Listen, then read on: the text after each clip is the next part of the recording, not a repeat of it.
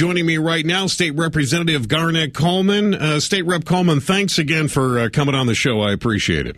Oh, no problem, Matt. My pleasure. Now, you and I, we've had some spirited discussions. This will be another one. You want to amend the Castle Doctrine. Well, hang on. Are you grandstanding here? Because I think No. even you know that this is never going to get through the state legislature. No, I believe the opposite. And let me explain where we are, because I think people believe that the Castle Doctrine that I'm talking about is the whole Castle Doctrine. In 2007, it was amended by a bill that turned it into a stand your ground law. And in that, in other words, you don't have to retreat, is what you're saying. No, before you could use deadly force against deadly force under the original law. And that's something I want to make really clear. So we're not talking about taking away the use of deadly force if someone's using it against you. What I would change is it would go back. It wouldn't be the perception that somebody would use deadly force against you that would allow someone to use deadly force on them. So let me see if I understand you correctly. So somebody comes into my home until no. Well, wait a minute. You could use deadly force in your home. Okay, so but you're talking about the Castle Doctrine. You're talking about when it applies to someone in their car, which is also considered their castle when they're in there. No, I'm talking about the perception that someone is going to do deadly harm, and then you can shoot or use a baseball bat. Well, when you say the perception of somebody, let me go back to my. If I think that someone is going to use deadly harm, that's the stand your ground law. But then I can shoot them or kill them. Under the original statute, you have to know that someone is going to use deadly harm. How would I know that? I mean, why am I going to wait? The only way I would know that is if they pulled a gun out and started firing at me. I'm not going to wait till then.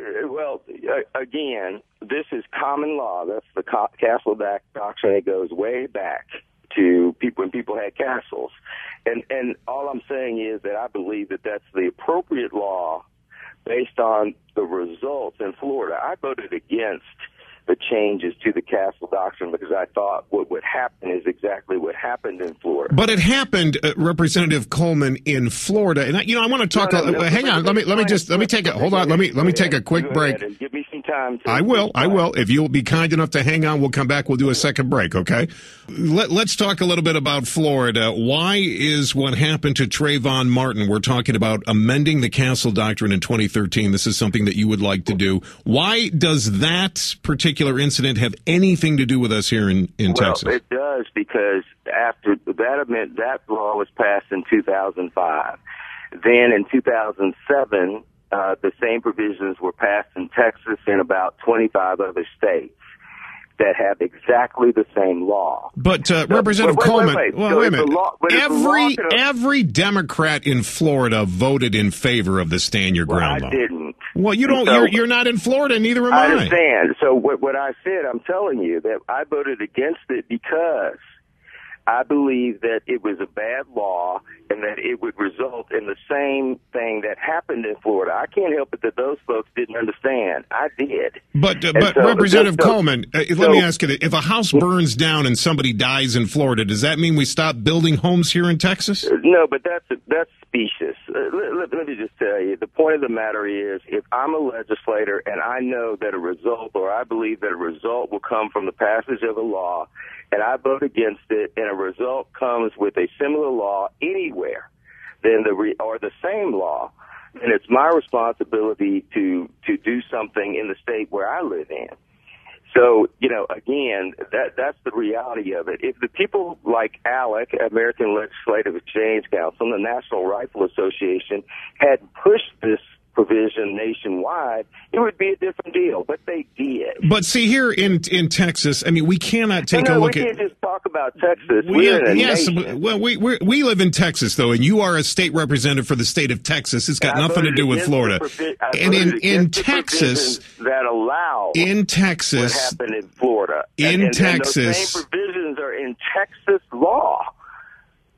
It doesn't matter. This is our state, and the state of Texas does not have anything to do with what's going on in Florida. There were 13 legislators in Texas that, along with you, voted against that law. There were 13 of you. Majority ruled, right? And we have this law. We don't change it now. Let's be very clear that if something that it doesn't matter where it was, if we have the same law that would allow that to happen, and I believe that was a tragedy, then it's my responsibility to go and make sure that the law does not allow that to happen in Texas, because we have exactly the same law. So let me ask you this. Those are the provisions I'm talking about. All right. Let me. So what I should be doing then? What I should be doing is watching every single state that has similar laws as the state of Texas. Let me finish my question. Go ahead. If something happens in those states that have similar laws as in the state of Texas, I should run to the state legislature and ask you or some other lawmaker to begin changing the laws in Texas, because I'm afraid it might happen here. That's correct. You should. And let me tell you why.